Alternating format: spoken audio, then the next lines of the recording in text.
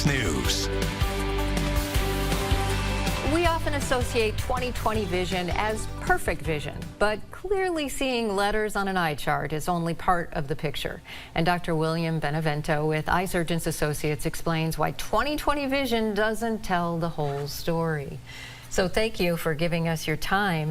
Let's talk a little bit about 20/20 vision first. Explain exactly what that means and how you come up with that.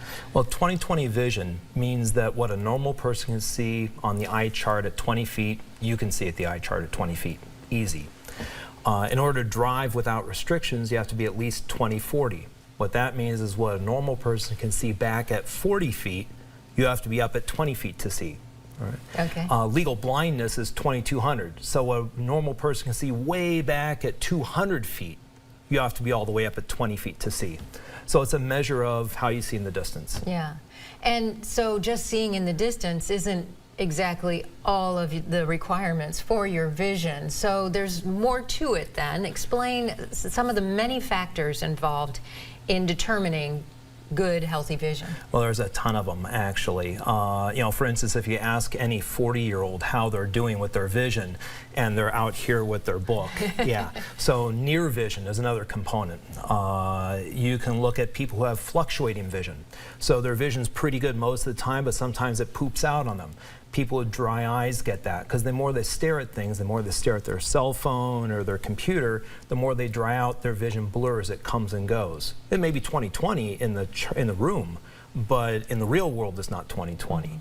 You can have people that have cataracts. I've done plenty of people with cataracts who've been 20/20, which sounds funny. But think of it, if you had a dirty windshield on your car, you're fine driving away from the sun, but you drive into the sun, you get halos and starbursts, glare. So glare can be disabling. There are people who have severe glaucoma or have had strokes and their side vision is poopy. So it's like looking through a drinking straw. And you can imagine there may be 20/20 in here, but in the real world, they're bumping into things. So all those are components to vision that have nothing to do with seeing small stuff on the eye chart. Yeah.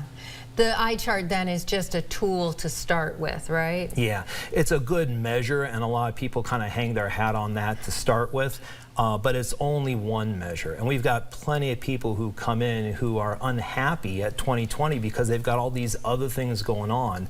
And they've been told they're 20/20, but they've got problems. So where do you start with all those factors? How do you assess the whole picture? Well, it starts with asking the patient questions. The numbers look good. What kind of problems are you having? My vision comes and goes. I've got irritation in my eyes. I bump into things. How quickly does it happen? Does it happen all of a sudden or kind of gradually get worse? And then from there, we look at them. Do you have a big old cataract in there? Do you have some stuff going on in the back of the eye? And if we still can't pick up anything on the exam, then sometimes we do some testing. But usually we can get some idea of why their normal vision isn't quite so normal. It makes me kind of beg the question about the DMV now, because all they're going by is 20/20 or 20/40, and they don't really factor in these other components, right? They do test side vision. Okay. So they do test side vision, which is really important because you can be 20/20 and legally blind. If you have like that little drinking straw, there's a certain point where the good folks that in the federal government consider that legal blindness, so you can actually get something off your taxes.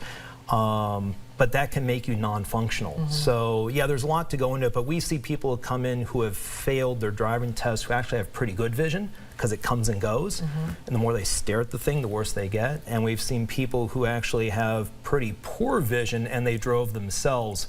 And we usually let them drive out before we leave.